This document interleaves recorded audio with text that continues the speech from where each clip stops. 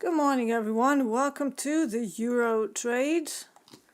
I'm your host, Marcus D, and we have 2 more days before the year ends. Let's have a look at what the metals are doing because we are very focused on metals anyways on this show. So I'm probably going to be focusing on copper today, wearing my copper jacket, for a couple of reasons. The silver movement has gone a little bit crazy. The only way I'm going to play that is if it drops a little bit more today, maybe down to 72. And then I'm actually thinking of buying some more silver bars. So physical silver, because I think it will go up in the long term. However, the options are very expensive at the moment. And the intraday is not like the amount of movement that we're getting. It's a little hard to digest, especially on prop accounts. So in order to be somewhat involved in this, I do have a short in copper instead, which actually looks the most bearish out of all of them if I'm looking at how the market is positioned. We're already below the Asia low, but also below the gamma flip, which at some point may trigger the selling by the dealers, amplifying the movement to the downside. But we'll see. It doesn't always happen. Sometimes they turn around and they go higher. But what we've had in the run-up to Christmas, on all metals, they overshot massively. So now we're in a situation where spot and futures are in backwardation, which means that spot prices are higher than futures. And that's almost like a self-correcting situation that can bring a lot of volatility, but ultimately is a bullish signal. So, this is why I'm thinking maybe some silver bars adding on to what I already own might be the play here. But we'll see. We'll see how the day plays out. For now, silver is just floating slightly below the Asia low. The ADR low and high today, they're not going to be much use because they're statistical norms. We are looking at outlier days. So until we see whether this increased implied volatility is here to stay or not, we need to be a little bit more patient and just see how they want to play this. But for silver, I'm seeing the gamma flip area, so HVL. This is taken from the monthly options, not the end of day, just to clarify that. They are actually sitting at 74.50, and that's exactly where they're glued at the moment. If they go below that and start to gain some momentum through that, we have 72 and then a major support at 70. Now, if they start to panic sell this in the attempt to maybe get that backwardation a little bit less severe, then 65 would be the deep support where I would expect to see some hedging. But if we don't end up in some mad selling day, then a support between 72 and 71.50 is a zone where I might want to play some longs intraday, but not this early on, right? So we need to see what COMEX is going to do with all of this. When it comes to the value area from the previous day, which was Friday, we're sitting below the value low. So that can be a bearish signal because we're not too far away from it. Visually, it's fairly close. Value low becomes the orientation point, and unsurprisingly, that's also where the Asia low is. So you can just look at your chart, plop an Asia low there and look at it as an orientation. If we go above that, maybe after the London fix, that would be more bullish for the day. But if not, and if we cannot break that, for today only, I remain a little bit bearish on silver. That's not to say that I might want to short this, because that's quite dangerous. Everybody's still long.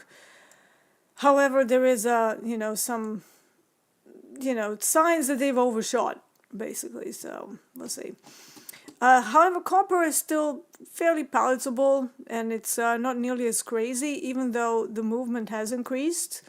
But I'm still able to position myself, not to mention that micros on copper are true micros, right? They're not this thing, whatever it is. So the copper is $1.25 per micro. So I've got 5 micros here and risking a very normal $280 on this. So yeah, whereas on silver, if you want to do the same thing, you will probably need to have a stop that is going to get expensive. So if you're looking even at the structure and to be safe from Asia low, I mean really you're looking at a 250 tick area. Like maybe you can try and get closer to Asia low, but it's been moving in ATRs that are quite high. So if I go down to a 5-minute chart, even the ATR on the 5-minute chart is now sitting at 46, which means you would need quite a lot. You need 90 points. So basically nearly $1 of range to get in on that, which is not, it's not very palatable. Like especially if you're on a 50K, that's too much risk. So your risk of ruin and risk of getting stopped out in one trade is exceptionally high. But if you have a personal account with actual 50K in it, maybe, just maybe you can do it, but I've seen that they've started to increase the margin, so just be careful and see what the margin requirement is before you trade it. Now, traditionally, silver has always been very expensive margin-wise, so again, you need to be pretty well capitalized to take advantage of that. But copper, when it comes to prop accounts, you can size down to micros, and you still, I'm using a 45 tick stop here, so doesn't look out of place, right? So if I were to use a 45 tick stop on silver, so let me just find the so if I was to use that in silver,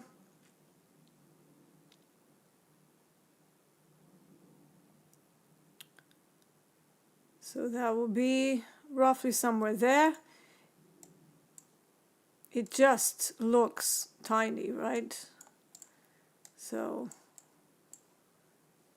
it looks like you can't really capture the structure properly. So unless you get like the absolute high of a previous inside high, and you kind of maybe limit orders, I don't know, but then limit orders means guessing. I've always disliked that.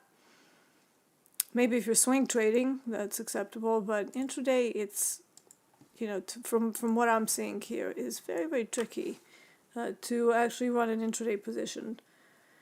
But yeah, let's see what COMEX wants to do with silver, because at the moment it's not entirely clear, and I think it's way too early. And we are not above Asia low, so nothing for me to do here.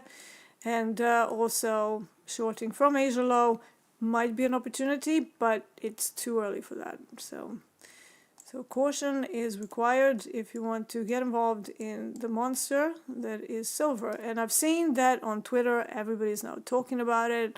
There are supply issues, so there are things going on behind the scenes, and usually backwardation happens because there's some kind of a supply or demand issue. So in silver, it looks like we have gone over the requirements of like whatever's going on. Automobile industry, computer industry, everything needs silver, but the silver being mined at the moment is not enough to cover that. And then of course we've got China, who are thinking of charging for exports.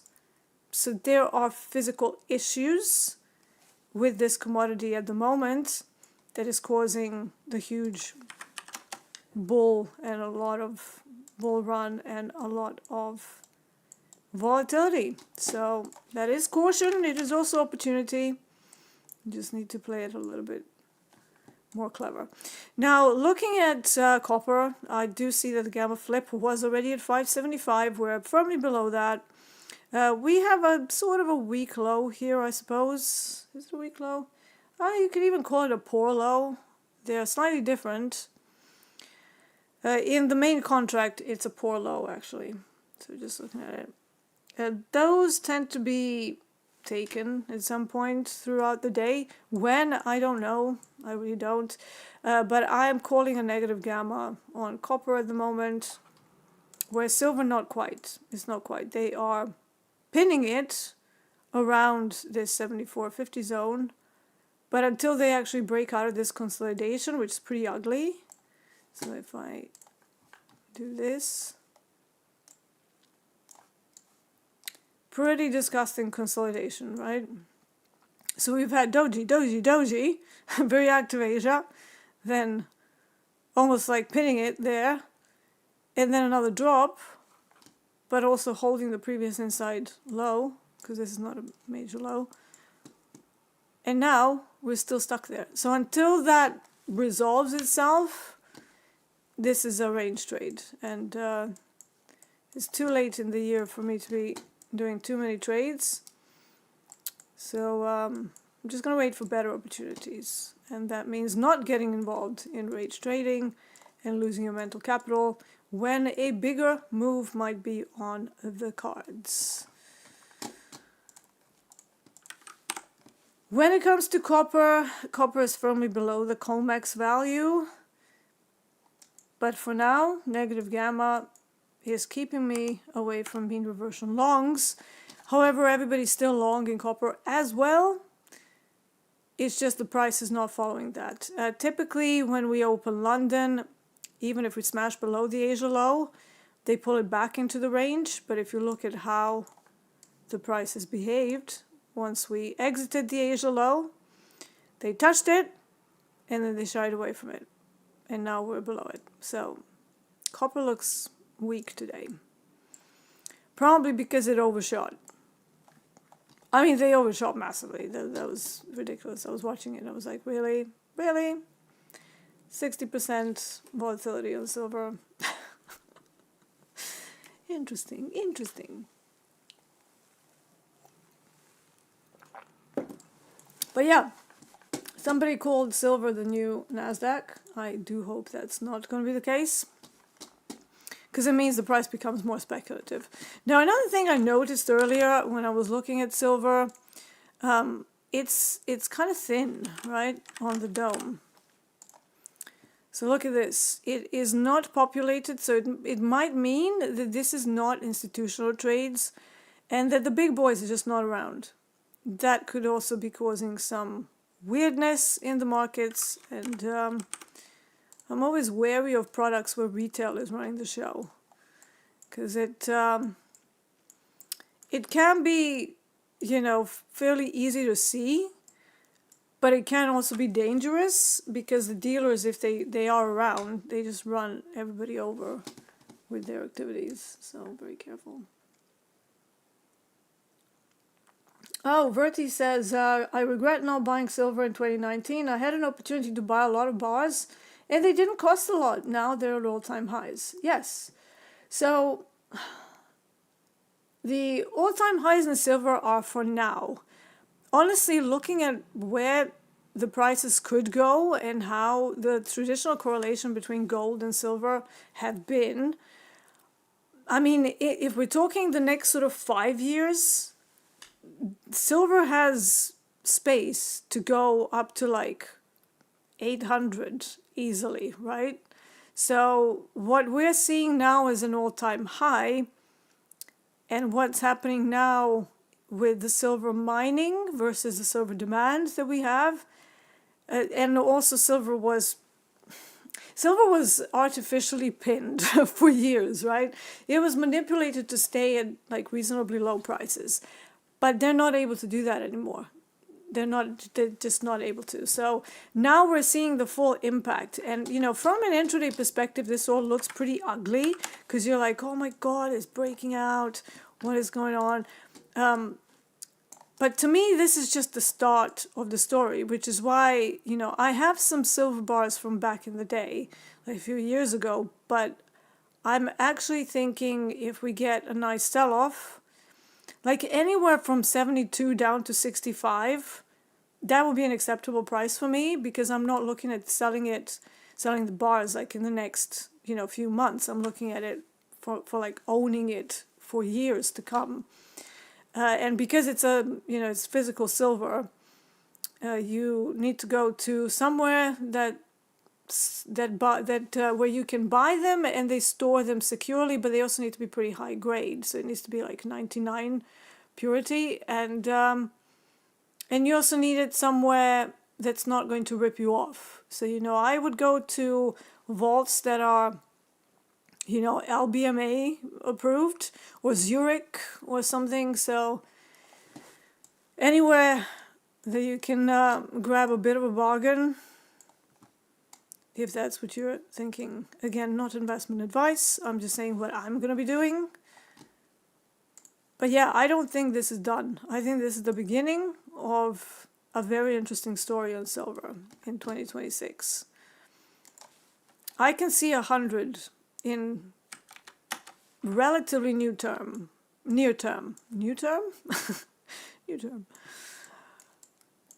So yeah, 80 obviously tagged already. And remember last week when we were doing these shows, where were we? We were at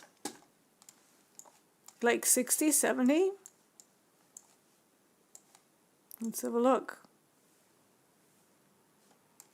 So before we broke off for Christmas, we were talking 60, 65, you know, and people were like, yeah, there's no way this thing hits 80, right? And I was like, I don't know. I'm not sure. And here we are, right? Just one day of craziness, and they not only hit 80, they went above it. And it's beautiful. It's a beautiful chart. Scary, but also beautiful. So, like I said, in chaos, there's also opportunity. This is the times that us day traders should live for. So I love moments of orderly high volatility where the targets that I'm looking at are just reached really quickly. So I live for those days. So I typically do pretty well. What I don't like is if there isn't direction to the move. So it's just like nonsense movement that doesn't make any sense. And, you know, we're just randomly chopping around, but the range is like, how did Dolby put it one time? Violently range bound. I don't like that. So I need a directional market, and then whatever targets that I'm looking at on the basis of supply and demand, whether physical or technical, that's another thing. But gamma exposure, you know, average ranges, projected ranges, those come really quickly, right? So, and it's a beautiful time when that is happening. And commodities are fickle beasts, you know. Sometimes there's stuff going on that most people just staring at the chart may not realize. So, you know, someone last week was saying, oh yeah, silver RSI sitting at 80, this is overbought. And I'm like, yeah, but you're kind of missing the picture here. And then obviously they got smacked in the face. But I could see that as we approached 80, the whole thing was just looking really jammed to one side. That's never a good thing. Like when you see the options chain all like very one-sided, it's, you know, maybe it's a bullish market, but as the prices go crazy because everyone and their dog is long, at some point that is a cause for a bit of a breather. I'm not saying that suddenly we're going to reach the top and it's never going back up. That's not what I'm saying at all. I'm just saying that when everybody gets their gets a sniff that something is in a bull market, it's time for the dealers to just kind of offload some positions and just go, actually, you know what, I think we're high enough. And they are there to balance things out, right? And this is what we're seeing in Asia today. This is also effect of the backwardation, of course, because backwardation, like I said, is a self-correcting thing. You cannot have backwardation carry on for, you know, ages, and the closer that the expiry of the contract gets, the spot and the forex prices need to get closer, because they should be basically the same. Now, whether backwardation stays because there's still problems with the supply, that's again a macro outlook. That's the 30% of macro that I look at my in my analysis, even though I am a technical trader most cases. But on days when we have backwardation, we have Asia quite clearly attempting to go higher and then smashing it down, and then London not making a conscious attempt to bring it back into that Asia range. And why is Asia range so important? Is because the first price discovery, right? So when the day starts, what's the first session? Well, from my perspective, I'm in England, it's Asia, right? And then wherever Asia high and low happens, those become your reference points, like for any market that trades overnight. Now, sometimes, you know, you have instruments that don't really trade much during Asia, and therefore that the Asia high-low is not nearly as good of an indicator. But for metals, you know, we have the Shanghai exchange, very important for metal pricing. So you have to be aware where the Asia high and low are located.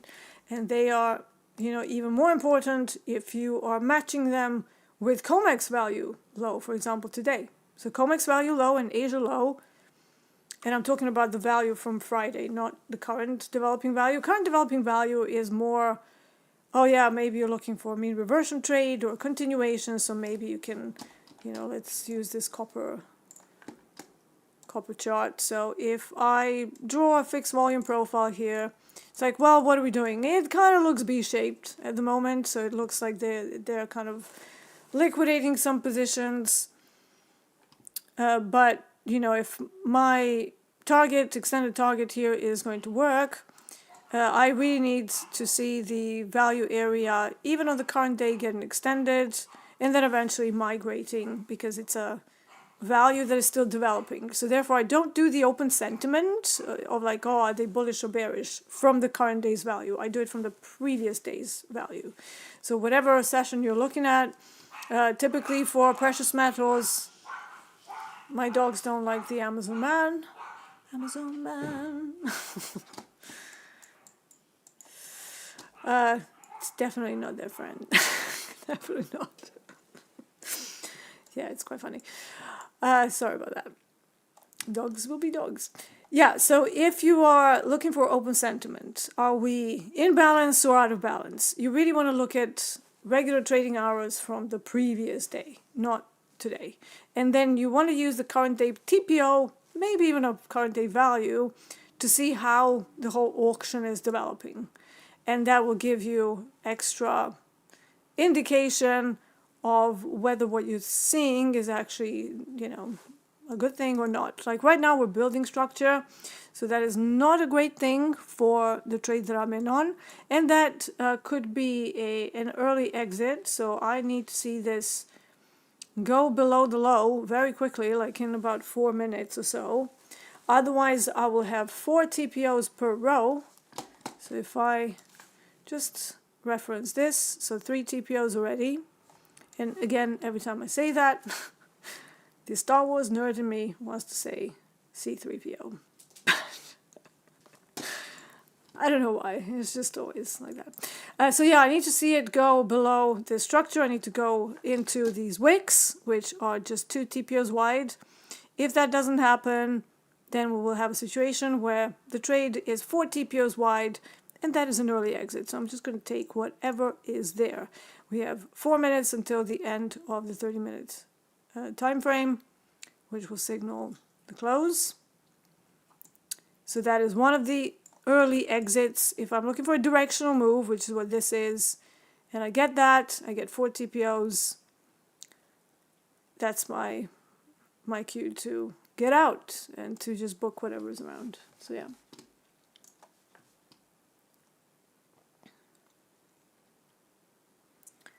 Gorillionaire said, micro silver is wild. I caught 200 ticks last night in the sell-off. It's scary how that thing moves. Yes, it's scary how it moves, but it's directional. It's right. I don't mind directional markets that are crazy. What I do mind is Nasdaq up and down, up and down, up and down, up and down, and then it moves, and up and down, and up and down, and up, and then it moves again. It annoys the hell out of me. Whereas silver, it's like it makes its mind up, and it just goes whoosh, and you're like, oh look, my target is done. Oh, that's beautiful. That's lovely. So yeah. But highly speculative products that are intra-candle, if I'm looking at a 5-minute, 15-minute, 30-minute, and it just doesn't have a direction to it, and doesn't, like, it keeps jumping up and down, I'm too old for that, man. Like, I can't, that's maybe a young person's game, but I can see why a lot of people have negative risk reward on Nasdaq, because when I traded it, I also did the same. I think my best trades on NQ were like 0.8 R, because you just can't hold it. It's just, well, you know, you're like, oh God, I've got some ticks, I suppose. Whereas silver, it goes, breaks the orientation point, and then it just keeps going, right? Maybe a little bit of drama, but generally it's pretty, drama-free. And copper even more so. Copper is pretty stable. You're not going to get moments where all of a sudden copper is like, looking like a doji, but then in the last 3 seconds of the 30-minute candle, it turns into a massive bull candle, and that's what NQ does. That's why it irks me. But yeah, so I like my metals, I like my energies, I am a commodities trader, and that is what we're going to be focusing on. Am I using gamma data from the silver ETF? No, I'm actually using it from futures, from this contract. So it is actual futures contract on the March silver expiry. So we've got time, but in the same vein, some of these orientation points have been here forever, right? So we knew that 80 was an orientation point. We still have the 65.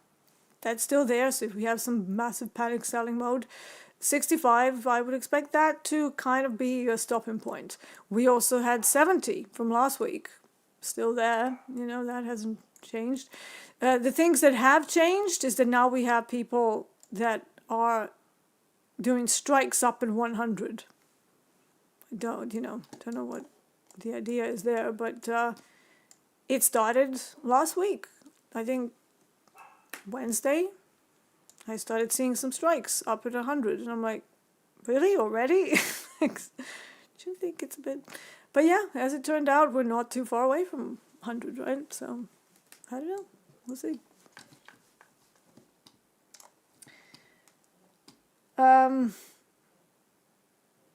Kareem is saying, hello, we're seeing tensions in repo market with large banks having difficulties due to their shorts positions in precious metals. Is this bullish for the silver short term? Well, if somebody blows out of silver and they were short, what does it mean that their shorts stops were? They were buys, right? But how does that help you intraday? It doesn't, because it doesn't give you an orientation point. You don't know where the stops are.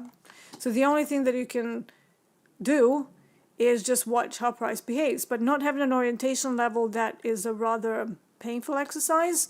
So what I like to do is I like to look at gamma exposure and dealer positioning instead, which is what some of these levels are here, right?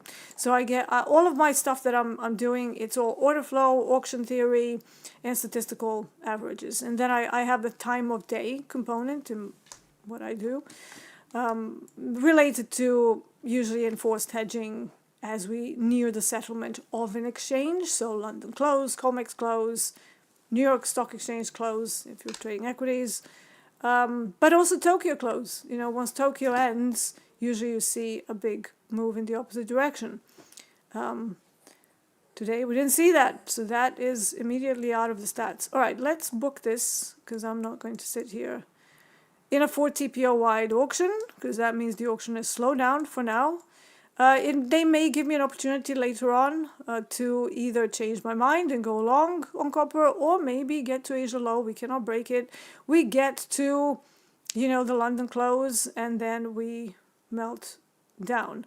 Alternatively, we could get to 560 and we could stop, and that would be a long. So that's, I don't like doing flipping and flopping around the same level. So I know the points where I want to be a buyer and points where I want to be a seller. If you're either or and you're newer, you're, still kind of finding your feet as a trader, that's a terrible way to live, right? So it's like this whole idea of line in the sand. If it goes up, I'm long. If it goes down, I'm short.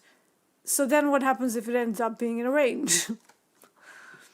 Well, you take the whole range to one side, then you flip, and then you take the whole range to the opposite side, and then you think, everybody's trading against me.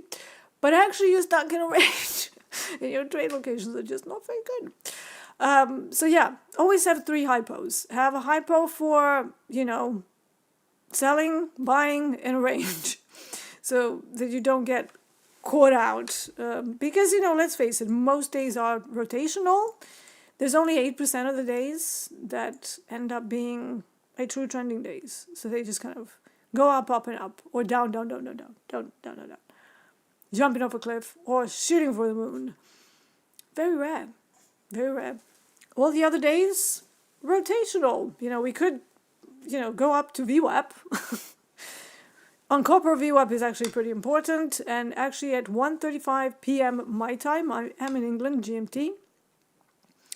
Wherever VWAP is, that is the copper pricing. So that is the London fix for the copper price, or the LME fix, because they're the ones who set it. So VWAP, very important. In silver, VWAP can be reactive, but it's not really used for any particular pricing. For copper, it's like midday London time, and then wherever the price is at that point, that becomes a reference price. And after the London fix on silver, you can get a sharp move away from it. Which side? Matter of context. But I dislike trading too much before the London fix on silver. Because those are the times when silver starts moving. We are, an hour and 20 away from COMEX. The LME is still trading, so, it's copper movement can have a knock-on effect on some of the other metals that are not base metals. But, they're all somewhat correlated. So, LME trading does not mean that you are not going to have any setups in silver until COMEX kicks in, quite the opposite. So for me, prime time for trading metals is from my 12 p.m. onwards. But really, the highest probability trades that I like doing are into the euro close. So if I'm not sure what's happening on the day, like today, I am seeing some shorts, and they're just longs are not really participating just yet. So that to me is saying stay out until we know what's happening. Copper was a bit of a cleaner read, but it's just stopped because it's the time of the day when copper and most metals actually get stuck. And now I have to, sit on my hands and wait and see what we have later on. Does that mean that if they somehow, out of statistical relevance, smash it all the way down, do I cry about it? I don't, because it's outside of the statistics. So I don't care much for those moves. I care about moves that are repeatable, that I've seen a million times, and that I can read pretty well on the day. So the moves need to happen somewhere near these price points. Now, if we get to, let's say, 72.30, and we never tag 72, but we are in the final half an hour ahead of the London close, and I start seeing buyers on the tape, I will absolutely try to do a trade of some sort, because of time of day, because they have to close out positions. Like, there's no more time. And it's very rare that you see continuation moves through the COMEX close. Maybe after, yes, but into the COMEX close and into the London close, especially if we were selling and the larger time frame is up, and then you see buyers stepping in, that is actually a swing trade intraday. So you use the London close to run the trade pretty much for the rest of the day. Well, that's what I do anyway. So those are my highest probability trades. I call it the post and white cut reversals because there's a forex expiry that also happens. There is a knock-on effect on the metals because they are, USD connected. And a whole bunch of stuff that happens that forces people to book profits, options get exercised, and suddenly you see a reversal. It's a 90-minute period from my 3 p.m., that's 9 a.m. Central, all the way into the euro close when you're looking for the reversal signs. That is a cornerstone of my career. That's what made my career. I love trading the London close. Let's put it that way. Very juicy. How to join my course? I have a Market Stalkers channel with all the links in there. So if you go to my YouTube channel, every video has a link under. It's the Market Stalkers on a Thinkific platform. So all the information is there. But I'm pretty selective when it comes to actual private coaching. These days I don't even take too many people on. I think last year I ballpark took like maybe 7 people, maybe. But there is a pro development program that anyone can sign up to. As long as you're not a total beginner. Please, I don't, me explaining what a candlestick is to someone and why, RSI is not something I use. And asking me basic questions like, is a low still a low if it was broken and stuff like that. I think that would be a waste of time for both of us. So I require traders to have at least blown one prop account. That's generally a sign that you've done something to try. So you got to a funded stage and you blew it up. But at least you got to a funded stage, right? So it means you have some sort of skill. So I typically work with people who have about 2 or 3 years experience of active screen trading. If you've only been trading for 6 months, all of the stuff that I teach is just going to go straight over your head. It's not. And, some people will be like, oh, Dee, aren't you supposed to, encourage us to sign up? Well, no, because I want the right people. Me talking about gamma exposure and, negative gamma, positive gamma, GEX 1, 2, 10, HVL, and then supply and demand, and the auction theory, and TPOs, and people are just like, the new traders, right? They'll be like, what? So it's too much.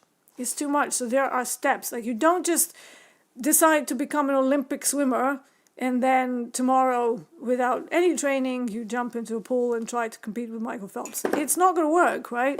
So there are the steps. And unfortunately, even though trading is only clicking buttons, it is very much a performance discipline. You have one shot when the opportunity strikes. If you mismanage it, whether it's the stop size or the target or your own emotions being dysregulated, that's going to affect the outcome of the trade. So I can say, oh yeah, long into the euro close after the sell-off. Same strategy for everybody, and you're going to get 100 different results from 100 different people. Oh, I held it to 2R. Okay. Oh, I held it for more because I identified that it went back into the Asia range and it went all the way through, and I did some stats. And I'm like, okay, great. Those will be the more advanced traders. And then the newbies will be like, oh my God, but I didn't want to risk more than 35 ticks, and then I got stopped out.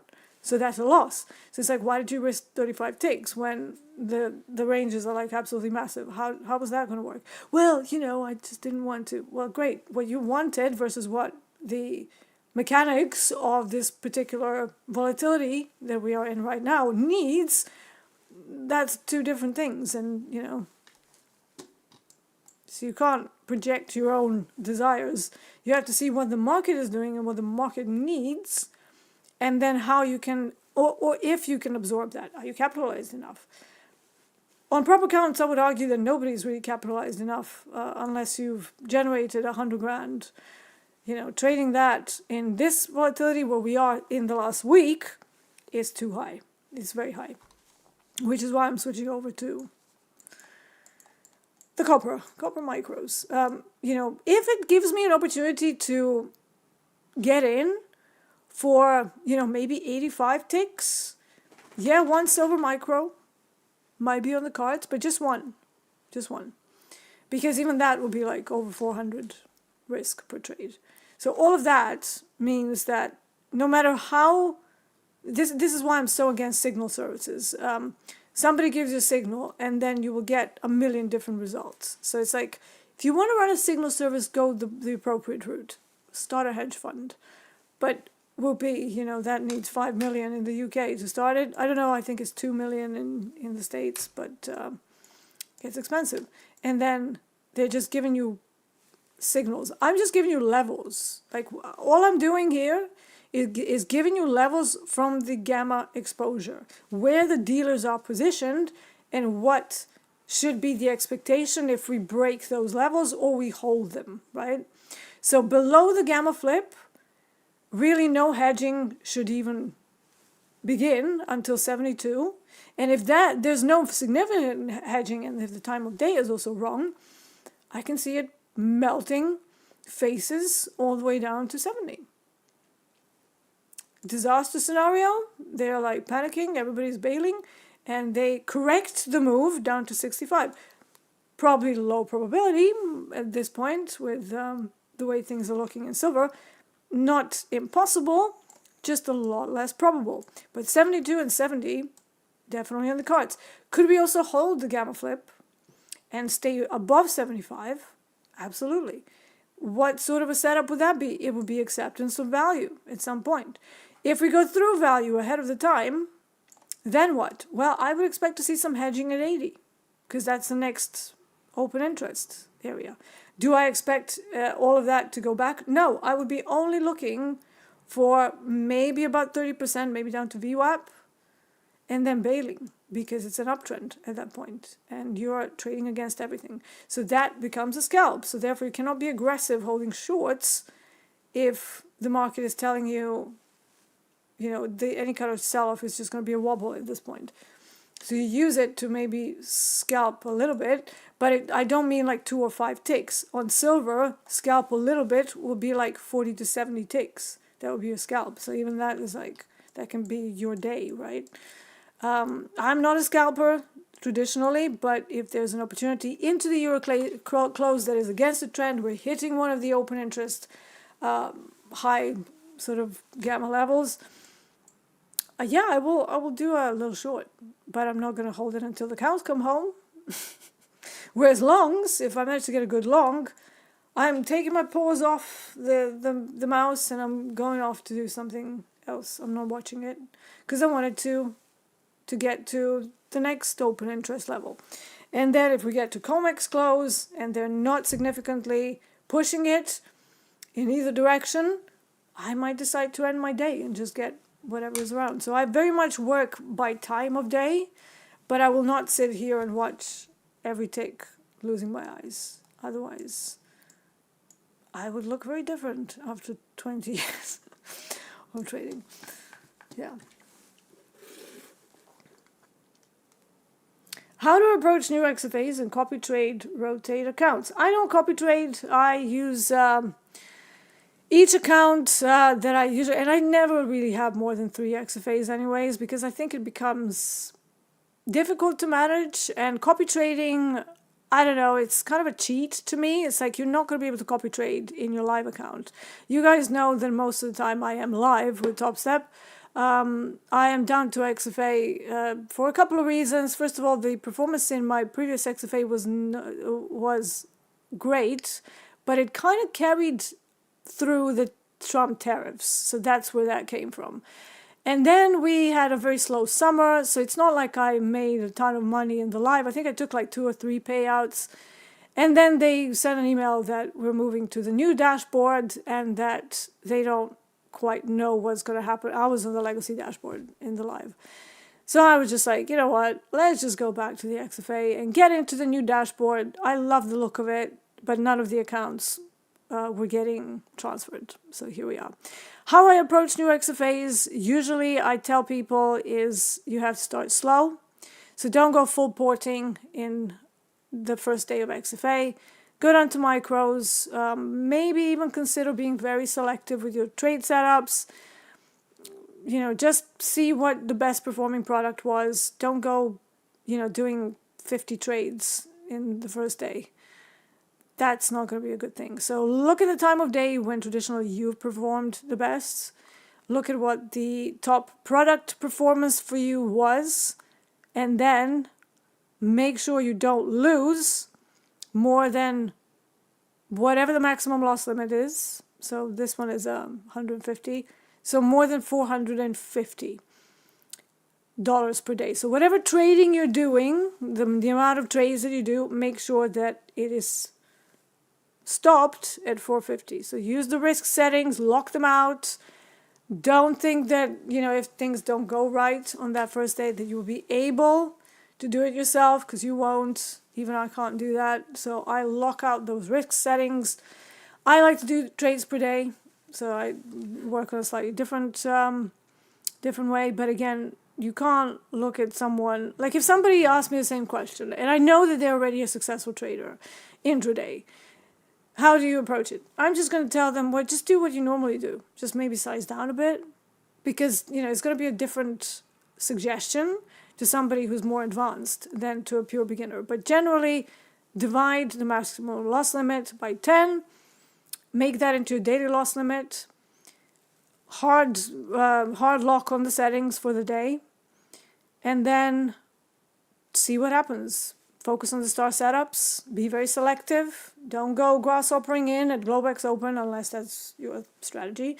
But generally, you know, even somebody trading in Tokyo, I would imagine that they know about the Shanghai smash, the opposite direction. So that would be, you know, again, a time of day thing. It's like, when do you perform the best? Oh, after the Shanghai exchange opens, and then, you know, I get the right move for the Asia. Great. What about London? Well, you know, maybe you trade NASDAQ for London. It's a little bit more palatable during London. I still don't like it, but, you know, some people do. And I would say, great. So just do whatever you do, but don't try and carry over your London positions into New York, because there's too much of a volatility increase, right? So it's not going to survive. And same thing with metals. You know, if you're trading before the LME and before COMEX, just know that the stops that you're using based on, let's say, the London ATR, they're so tiny, they won't be able to survive the volatility of COMEX. So don't carry those over. It's not a good thing. Look at it as a separate thing. So for me, I don't copy trade. I use them for, like, let's say one I would use for London, another one I would use for maybe a mix between London and day range fill, which is like, COMEX and day range fill, which is like a very late part of the session. And then a third one might be a little bit of everything. Maybe just like, you know, taking punts that are not necessarily star setups, but they're kind of going with the flow, whatever I'm seeing on the tape. And I never go over 3 XFAs, because I don't see the point, frankly. I'm somebody who's pretty settled in life. You know, I've got the house that I want. I've got my 8 doggies. I am, you know, pretty, like, I'm in the house a lot. I don't really like going out. I spent my 20 years from 1994 till 2014 being a musician. Then went into finance. So, you know, I did the whole hopping around the world, playing in clubs and bars and everything. That was my life for a very long time.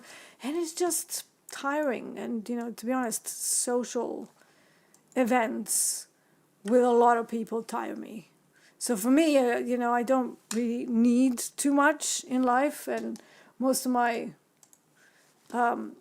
funds either go towards business. So, you know, buying new cameras, new lights, or buying really expensive, ridiculous biscuits for dogs. So, and, you know, they're very spoiled. They go to doggy daycare. They have a private park, not too far, like there's literally a minute down the road from here. Completely secure, so they can't run out or anything. So, but yeah, I don't, you know, I'm not in the time of my life where I'm like, yeah, let's scale up. I'm like, it happens, it happens. I was in the scaling up part about 10 years ago. So now it's I'm almost like, I mean, I'm only 45, but I would say that I'm kind of heading into, like a little bit slower. Brain doesn't work as fast, and I'm just not obsessed with things. And I read Twitter a lot, and I'm just like, these people are like, oh yeah, what are you doing? I'm just like, man, just let people live. Like, oh yeah, they sell this and they peddle affiliate codes. It's like, so what? If it brings them cash, good on them, right? I'm not against anybody. I don't really care. I love everyone, right? If do whatever you have to do. Trading is hard enough, and if you are working hard on developing other sources of income, I personally will applaud that as an entrepreneur. I think it's the stupidest thing ever to put all your eggs in one basket, to just go, trading only, no other income. Because I did that for a short period of time. And whilst I made money, psychologically, it was probably the most difficult thing that I've ever done in my life. So I'm a huge proponent of something that my dad taught me. He said, let it drip from all sides, right? So have multiple sources of income and just let it kind of come to you, whatever. Now, fully passive sources of income are very difficult to create. Most people think dividends, but there are other ways to generate semi-passive income. And for me, at this point, I would say the trading is definitely semi-passive, right? I have some mechanical algorithms that I can just switch on and not look at the markets. Obviously, I have to track what they're doing, but I wouldn't be the one clicking the button. I have mechanical trading systems for that. But on the other hand, I quite like trading, so, I want to be involved. So I still trade prop, I'm not fully focused maybe on prop, but it's certainly a great way to learn and certainly a great way to get those payouts. Just please don't quit your jobs if you get like funded accounts and now you're thinking, right, this is it. Because things can happen. Markets change. There's always risk. There's always risk in trading. No matter how good your strategy is, you could get stuck in a position due to low liquidity. We've seen crude oil during COVID going negative futures and them promptly suspending the trading. So I didn't have my main product. So I was like, now what? This is how I went back to gold and to ES and even NQ at that time. And it ended up being amazing. Gold was amazing. When crude oil came back, it was also amazing. But then since then, it's a bit blah these days, isn't it? It's a disgusting product that just doesn't move. And yet it was my breadwinner for, 10 years. So the markets change. So one thing that I will tell you is, yes, get your XFAs, get your funny money, get all of it. Just don't only limit your income to day trading. Even if you are extremely successful, there will come a time that maybe your strategy is going to go into a drawdown or something. You always have to think. So this is how I think about risk scenarios. I never go, this is the best case scenario ever. Like, I am profitable, now it's never going to stop, and windfalls all the way until I die. It's not quite like that. You go through cycles as a trader. So you're smashing it, then you're in a drawdown, so it's not so hot. Then you're doing okay, but not exactly smashing it, but still able to generate income. Then again, something changes, then you're smashing it again.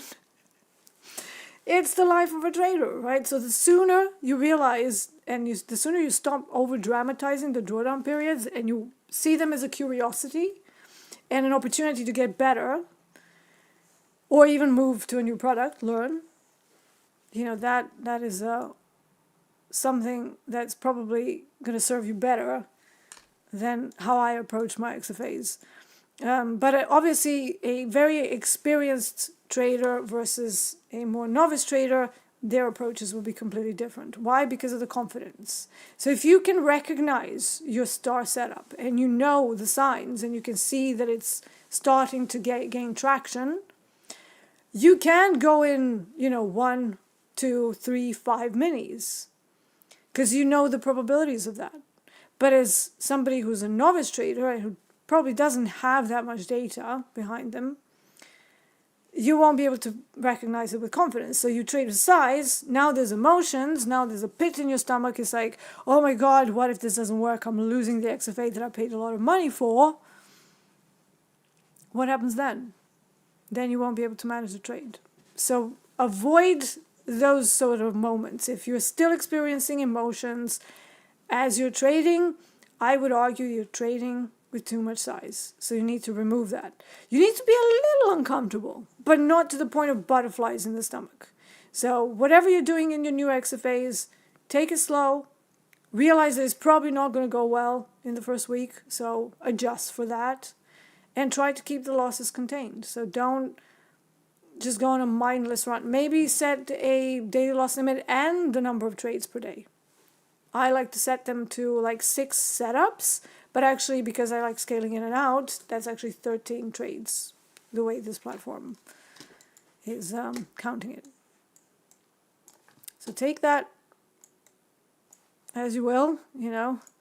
But yeah, slow and steady in the beginning, and don't despair. Like I've had some people in the VIP coaching through Topstep that they were like, but I always trade minis. How many XFAs have you lost? And they go, 16 in the last 3 months. That's a lot of XFAs to lose in 3 months, okay? A lot of them. So obviously whatever you're doing, it's not really working. So let's try slower. But it doesn't make any sense. Okay, that's great. Doesn't make any sense to you. Does it make, like, do you want to flex that you're trading with minis? Or do you want to get a payout? As simple as that. You want to get a payout, you start slow, you build a buffer past the maximum trading drawdown, which is end of day at Topstep. So you can't get a payout until the MLL is cleared. Why? Because as soon as you get a payout, wherever the MLL is, it goes to 0. So you get to 2,000, you take 1,000 out, you only have 1,000 left. And yet the initial account was minus 4.5K because you started off with the 150K. Doesn't matter because after the payout, the trading drawdown goes to 0. And then your back is against the wall. So now you're panicking again. And now you're playing around with 1,000. It's like, great.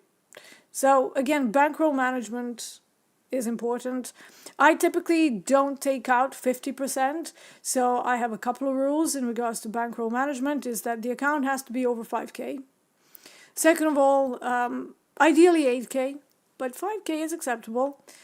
And then if I only have, like, let's say 6 or 7K in there, I will only take 20% out of the profits.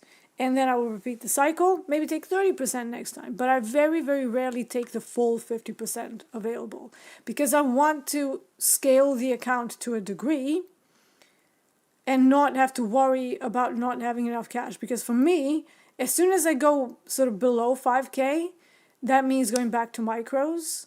And that means at most times when we don't have implied volatility that's like running super high, so VIX and stuff is normal, it's going to be a difficult thing to make that much with the way that I trade, because I'm looking for singles and doubles effectively.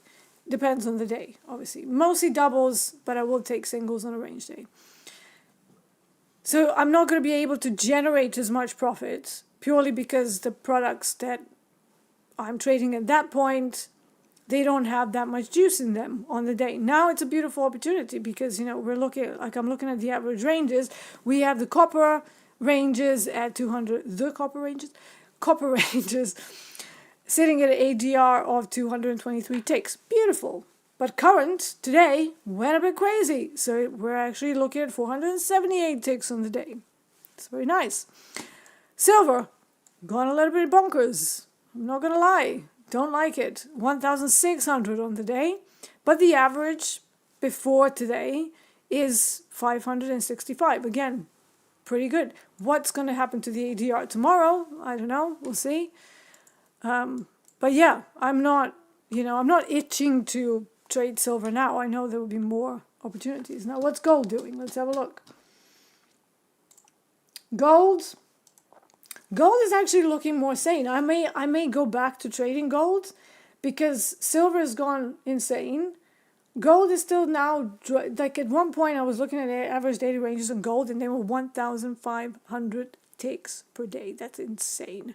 So I was like, I'm not touching that thing. But seeing how silver now has got into the bonkers territory, I need to find my sweet spot.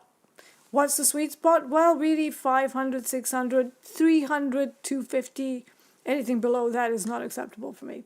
So 576 is an average range, and today, even on a day when things are a little bit more volatile, it's gone to 886, which is not terrible at all. It's like, yeah, it's a little bit higher, but it's not 1,600. So I'm guessing gold might become my focus now, because I can scale my stops down that is appropriate to the prop accounts.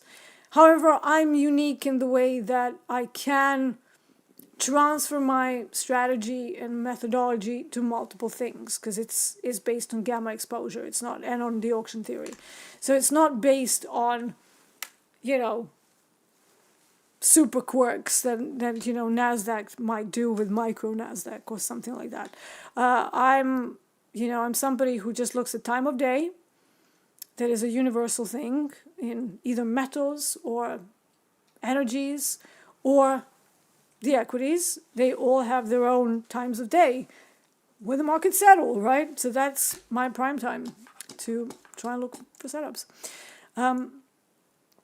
But yeah, so I have to be in the sweet spot personally of a certain average range and a certain behavior intra-candle. So when that starts breaking down and I see that it's not comfortable in a trade, like for example, if I'm 100 ticks in profit on gold, and then it wicks down 170 ticks, and then it wicks up 220, but then it settles in the middle, that's my sign to just bow out and go, see you later, alligator.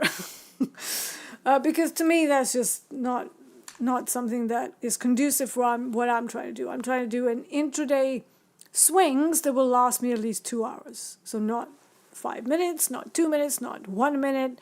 I've never had a problem with holding trades longer. And I think even during COVID and 2 years post-COVID, my average hold time was still 45 minutes. Now it's kind of gone back to my usual sort of 2 to 4 hours. So my average trade time usually sits around 100 minutes. So it's quite significant. So I'm not looking for tiny little trades. And that means in order to maintain a ballpark 50% accuracy, which is what I aim for, I need to be super selective with the time of day, and I need to be super selective with the trade location and time of day. And personally, I prefer to either trade after Shanghai does this, or to wait until COMEX makes up its mind. And usually there's this thing where the sessions fade each other.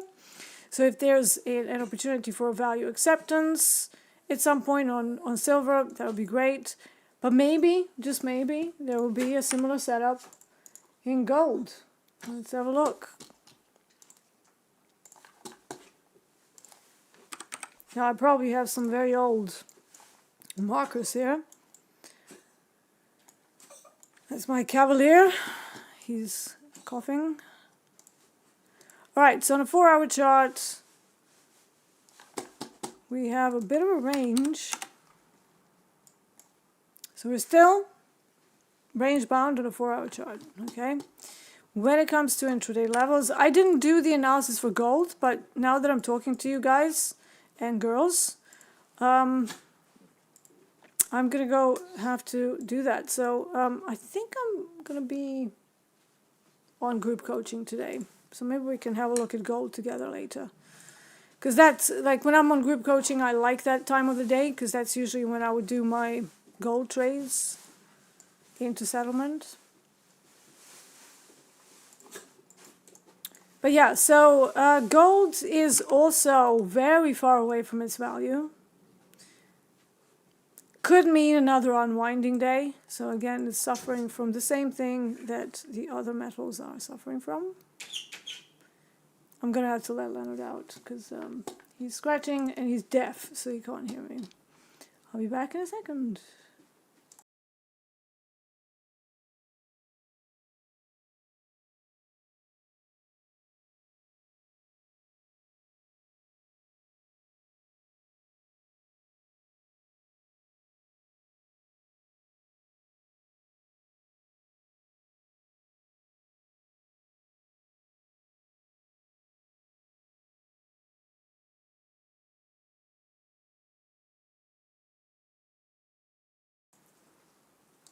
All right, we're back.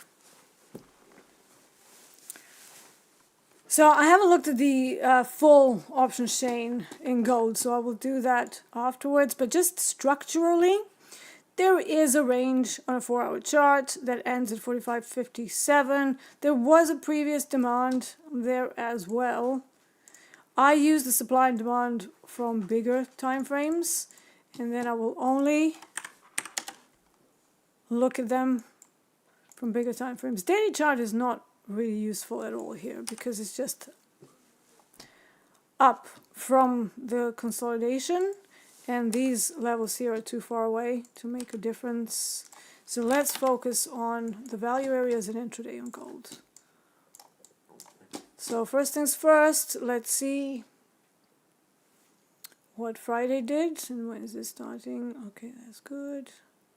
Yeah, so we're way below the value from COMEX. This was Friday.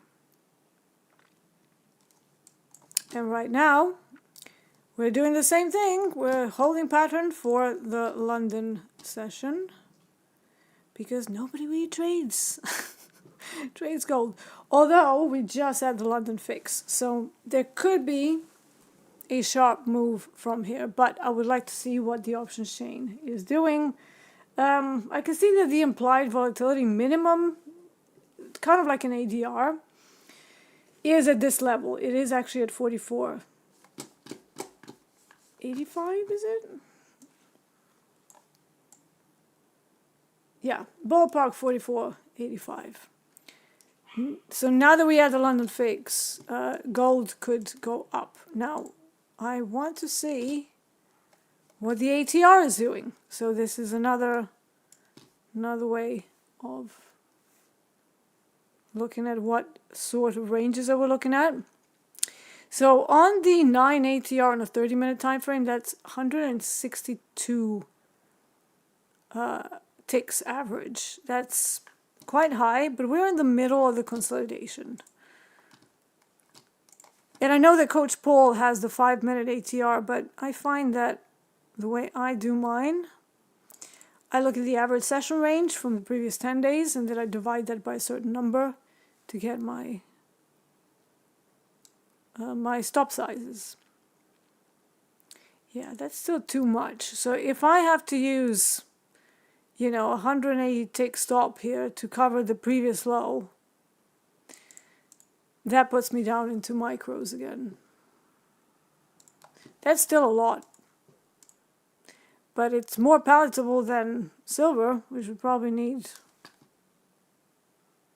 a lot more. So let's calculate that. Let's calculate. And let's calculate for COMEX, right? So let's say 100, maybe 150 would be acceptable, I suppose. So let's have a look. So just on one micro, 150 would still be 150. I don't want to go over 400 per, or 450. So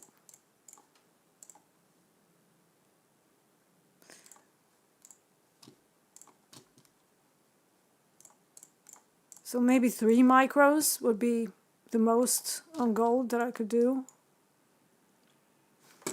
And while I'm talking, I'm just going to give my little algo a prompt.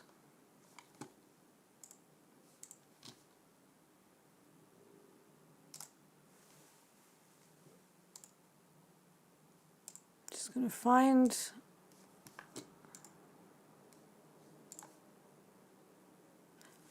my computer is lagging for some weird reason, or is it Chrome? I don't know. Am I laggy?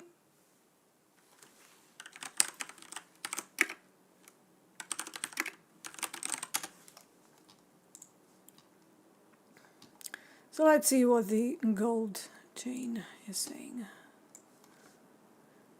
I'm gonna ping that.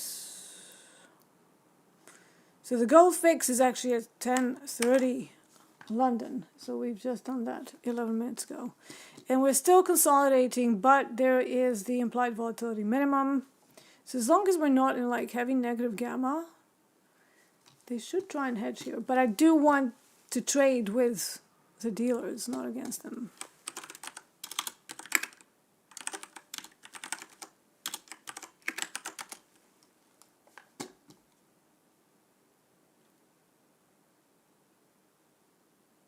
So let's have a look. Now obviously gold is in February. Most of the other metals are in March. That's unusual in and of itself. Okay, so there was a sharp decline in core volume after the 450, so 4,450. It could be because we're on a break, so a lot of the big boys won't be in there. Implied volatility is actually okay, so it's 22%. It's not bad. Still a lot of calls. Volatility a little bit elevated, not too far, but options also expensive. Ouch. Okay. So 4,400 in the monthlies is a huge support, and we're a ways off of it. But we also have 4,500.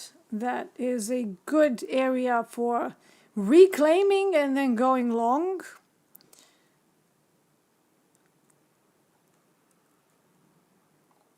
However, just looking at how they're positioned,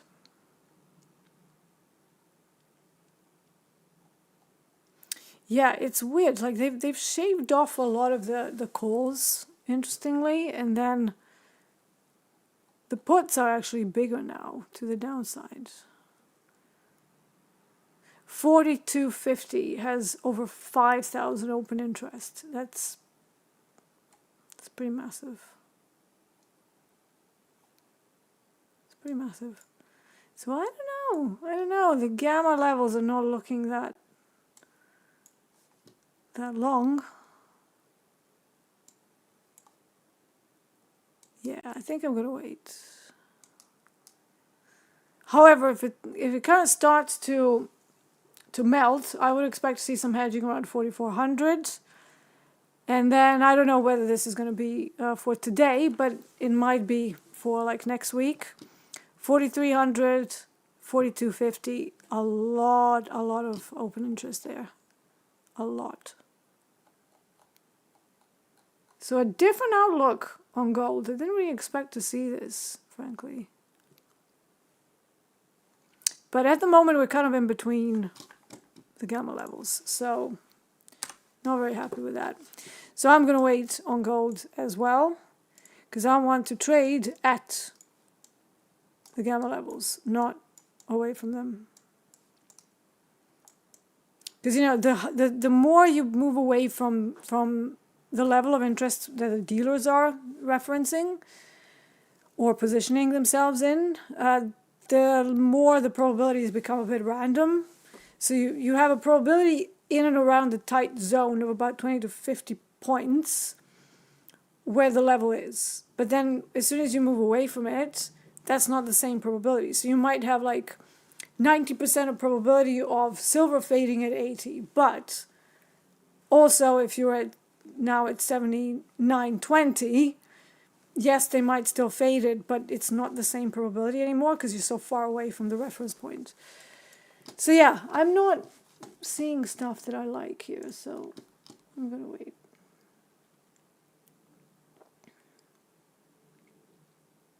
who was my mentor? So I had probably about 3 mentors. One of them you know very well. It is Hulk.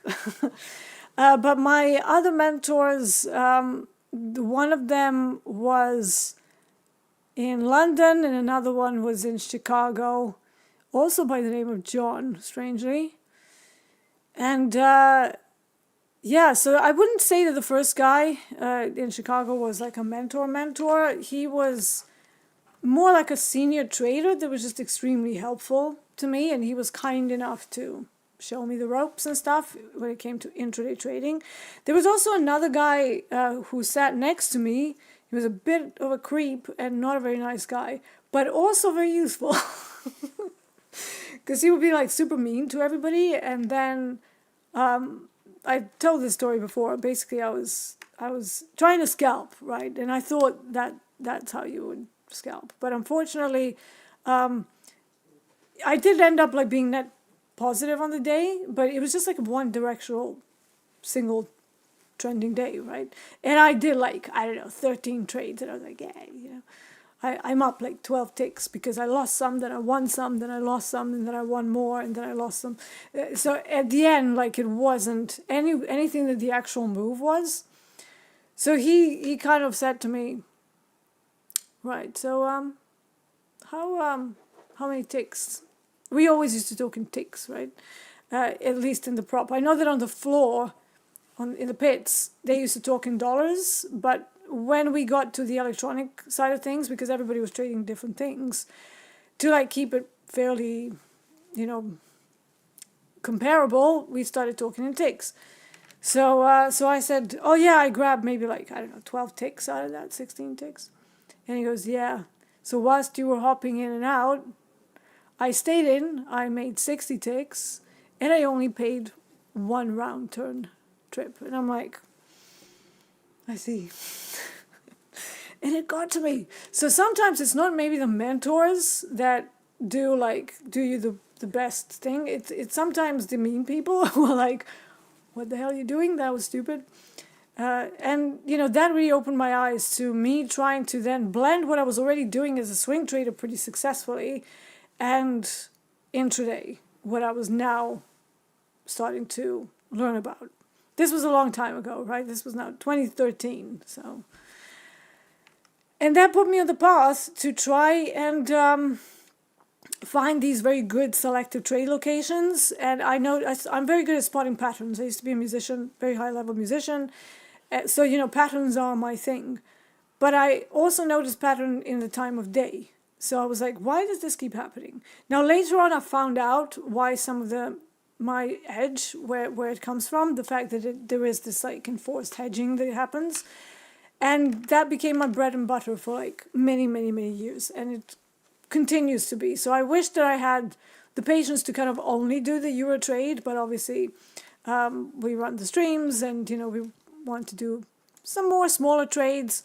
So I will do a smaller trade during the London, and then the main trades will come at my prime time between the Euro trade close, so the London close, and the COMEX or NYMEX close. Those kind of 3 hours. That's when I love to do the high probability trades. And on gold and silver, you can actually find trades during that time, even though it's so late. They keep going.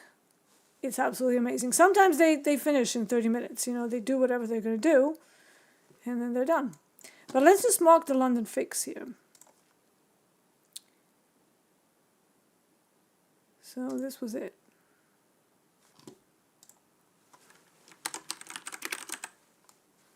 Expectation is a sharp reversal, but this is an outlier day, so question mark. And we're going to do it with dotted line. And then later on, when the London fix comes with silver, I will do the same thing. So we'll see. We'll see. There is a potential for mean reversion, obviously, but I would like to see this lower. I mean, really, 44.50 would be the absolute like first area that I will be looking at. And if we end up at 4,400, I will definitely be wanting to fade that.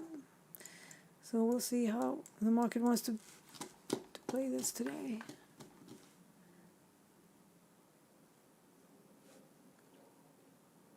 Did I blow up my Topstep Live account? I did not. I just withdrew what was in there. What are the settings on your chart with the bars on the right side? This thing is the volume profile. This thing. And the settings are just, I think they just default. I don't know, I don't remember. Like I put them there like 2 years ago.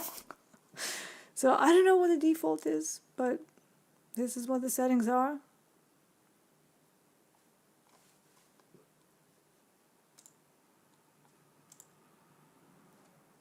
I think that's just the default. I might have changed the colors, I suppose, in the POC. But I don't know. Honestly, I did that when they put me on Topstep X ages ago. So literally, I was the first live Topstep X account. What are the... Okay, I didn't know I could see and hear. Right, okay.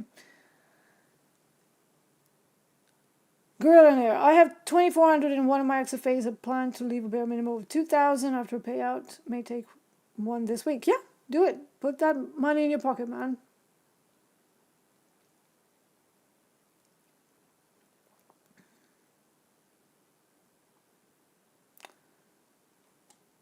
So Freddie says, we don't take anything when we die. Let's spend our money, enjoy, go out. Yeah, that kind of works when you're young. But, don't know how much you've been here, but I am not really in the position to go out without some severe consequences. Cursor keeps spamming me. Have a look at your year in code. I do not want to. Just go away. Cursor is the AI tool that I use. Alright, so we've gone dead. We've gone sideways now. And we're nearing the end, so we definitely need to wait for a little bit of a better time before we get involved. So, yeah, nothing's really moving. Let's see whether silver is populated a little bit more. Not really. I mean, even the main silver contract is so thin. How the micro is looking, because that's the retail. Okay, so yeah, micro looking a bit better, isn't it? But yeah, I want this to be a little more populated. If that doesn't happen, I'm just gonna end it wherever we are with this tiny copper trade. And yeah, just wait and see what the new year brings. So we have one more day. So we have tomorrow, and then we're I don't stream on Fridays, so I'm probably gonna see you tomorrow and then next Monday, unless they have something in store for the main broadcast. But you know, need to look at the schedule really. But for now, you will see me for group coaching later today, I think. Again, I need to check. I should really check my schedule before I come on. Wouldn't that be great? So let's have a look. It's so funny. So look at the TV guide, shall we? Weekly live schedule.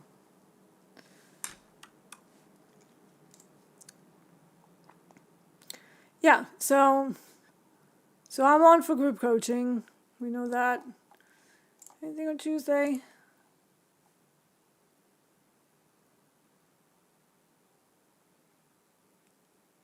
It's funny, they have my photo with me when I was like super ill. I look like death.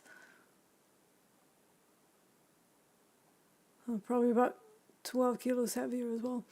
I don't think I'm on Tuesday. So yeah, so Tuesday just the Euro trade, and then we're gonna break, and then Friday, what are they going to install? Yeah, so not much in store. Okay, yeah, so it's just gonna be Monday and Tuesday for me, and then yeah, I do need to edit my YouTube video. I finally recorded it, guys. It's gonna be like more like vloggy style. So finally recorded the ADR video, and I'm supposed to be editing that this week. So hopefully I can get that out to you on my own channel. Can I explain how VPVR works exactly? Okay, we have a few minutes. So volume profile is, it can be used twofold. So you can use it kind of like supply demand on large time frames. If I go on the daily, let's use silver, for example. Let's use the big silver, because that's where the big boys are. Who are the big boys? Dealers, institutions.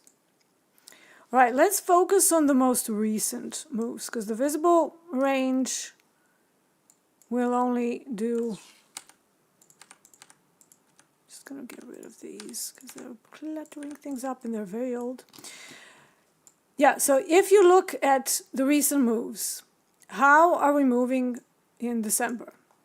So you can see there was accumulation at a point of control around 58.45, right?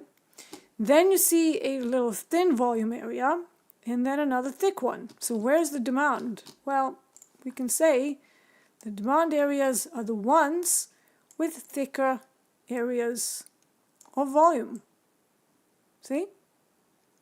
And if you know how to analyze supply and demand, it's actually the same. So you see accumulation, this was a reaccumulation and another continuation. But the volume profile tells you unequivocally where the last area of demand, higher volume, was located. All of this territory is just building volume at the moment. So I use it almost like a replacement for supply and demand. Why? Because supply and demand itself is visible, but you need to know the 6 conditions and it gets a little bit difficult. But with volume profile, you can just see it as a thicker areas of volume, which are called high volume nodes. Now, the second part of this is the thinner areas. Thin areas are areas, they're kind of like gaps. They're called single prints or LVNs, low volume nodes. And you expect the prices to move fast through them. So you can see one up here, right? So you can see very, very thin area from 80 all the way up to wherever we had the all-time high, 82.625. So what do we expect if the prices go up there? Well, we know the prices are going to move away from it maybe on the first try, but if we ever start to see a move higher through that, you would actually expect to see a continuation. So we know the prices are going to move through the low volume areas pretty quickly. We don't necessarily know to which side. You just know the expectation. But in my experience, if you can match up the low volume areas with one of the gamma exposure levels with high open interest, usually the dealers will hedge. If you're not in negative gamma, they will hedge it. So I would expect a test of 80, then a little bit of a pullback, and then maybe we start going through it. That's why one of my hypos on silver is to retest 80. Now, intraday, I don't actually use the visible volume profile. I use fixed volume, and I have it already here. And I use it twofold. I look at the previous day's value and how we're opening today in relation to previous day's value, and then I derive open sentiment. Are we in balance, out of balance, and by how much? Each of those will give me directional indications. Not like definite, but just things to look out for, because at that point, like let's say we move away, quite far away from value, but on Friday, from Friday, but we're not quite massively out. It's kind of here, right? And let's actually put the fixed profile from Friday so we can see that. So right now we're out of balance. Why? Because this is Friday's value area, this purple thing. What are we doing now? We're slightly below it.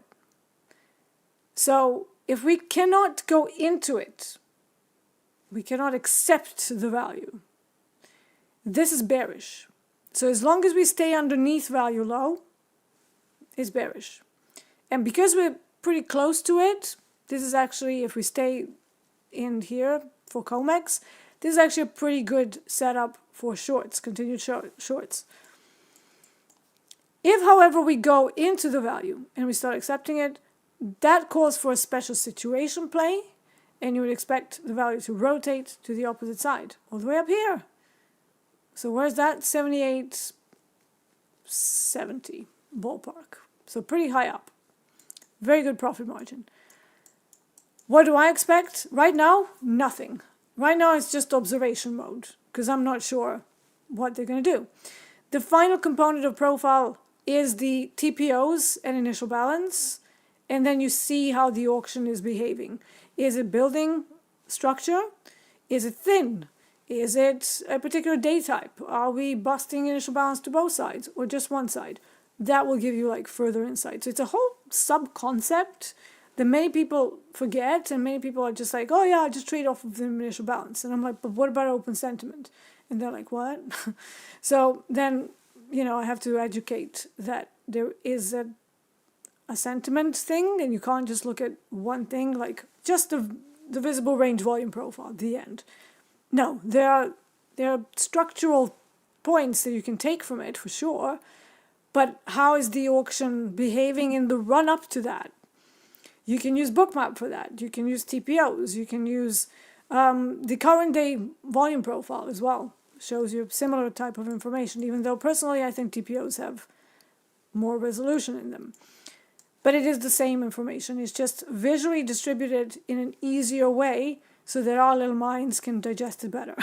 So I know that for me, learning the entirety of the profile was a huge eye-opener. And even if I lose a trade, I'm never like, oh my God, what happened? I'm always like, oh, okay, so we went into this and then that happened, right? I can always identify what the day looked like, regardless of the outcome of the trade. And I think that's actually more valuable than somebody just going, oh, it's a setup, it's a pattern. Context is more important than patterns, in my opinion. So, but yeah, I use volume profile on large time frames in one way, and then I use the fixed volume profile and TPO profile in a slightly different way. Hopefully that makes sense. Only Mushrooms says, I like all the pretty colors. Well, Only Mushrooms, I'm not surprised if it's something that you partake in Only Mushrooms quite frequently. Pretty colors is where it's at, isn't it? All right, so where on YouTube? Yeah, Bruno has posted it. That is all I have for you today. So we did. Can I suggest any trades now? No, I cannot suggest what you're gonna do. I can just tell you what I'm gonna do. We cannot suggest trades because we're not CTAs. I am Series 3 qualified, but still not a CTA, nor do I intend to become one. But in silver, these are the levels that I think will be reactive. How you're going to play it, that's entirely up to you. But this is where the options guys are positioned in the monthlies, okay? So make a note of them and see how the price behaves throughout the day. Okay? But I cannot tell you, do this or do that, okay? I don't even know what I'm going to do later on when my prime time for trading comes. Because right now, it looks like they're just teasing the gamma flip. If they go below it, that all hell could break loose. But they could go below it, retest it, then reclaim it. We have to watch out for that. So I cannot tell you what to do, mate. You're going to have to do that all by yourself. But these are the levels that I am watching today. Okay? Asia high, ADR high. Call wall at 80. ADR is not very well respected because it's an outlier. Very high volatility. Then we have Asia low. We're currently below it. Not great, right? For longs, I mean. But we have a GEX1 and a gamma flip that could both be supportive. However, if we bleed lower, 72 and 70 are my two other major points where I may be looking for longs. I don't know. We'll see. We will see. So yeah, use these levels wisely because they are the dealer positioning and they will probably be in force for the rest of the day, maybe even the rest of the week. Not that we will be here to trade it past Tuesday. But they are levels that don't easily change. Like they may kind of change names, so they may change. This might become a new call wall. Today it's a gamma flip. I don't know. So tomorrow it might be a new call wall. But today it's a gamma flip. So if we go below it, that carries a certain behavior with it. So I cannot tell you what to do, but these are the levels. They're just like any other level, but they just carry a little bit more weight because they're based on gamma exposure.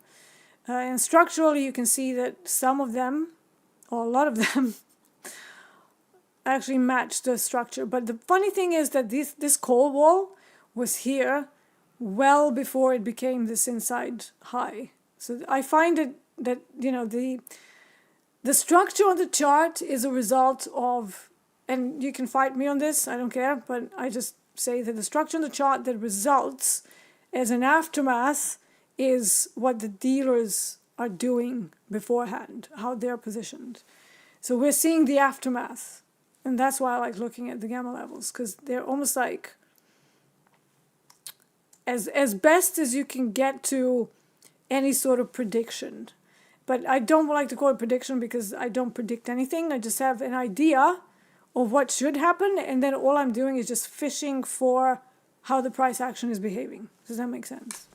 Anyways, I'm going to end it here. I will see you later for group coaching, my lovelies. And until then, let's try to stay a little bit patient until we see what the metals want to do, because the real party is probably going to be in COMEX. Or we could have a snooze fest as well. We could have just like nothingness into the new year. But somehow with this volatility, I think we're going to see something today. The volatility is very high. So until the group coaching session today, I bid you adieu. This was the TopstepTV Eurotrade with myself, Marcus Sokadi. Take care.